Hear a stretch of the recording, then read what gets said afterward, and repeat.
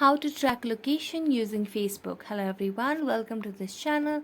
I'm Emily and I'm here to help you out today. So without any delay, let's get started. So to track the location using Facebook, what you need to do is first of all open up the Facebook application on your device, and on the search bar just for search for any of the person that you want to track the location for. So for example, if I want to search for this person over here, I'm just gonna search with the name. Then you can see different options over here at the top. Now just tap on people and you'll be able to see different options regarding the same name over here. So what you have to do is just tap on the filter icon at the top right corner of the screen. Then you'll be able to see the option of city. So just select on where you want to find or track the location of that person.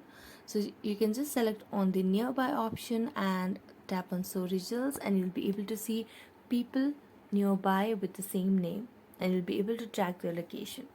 So thank you so much for watching this video. If you enjoyed watching it, don't forget to like, subscribe and hit the bell notification for more updates. That's it for today. See you next time.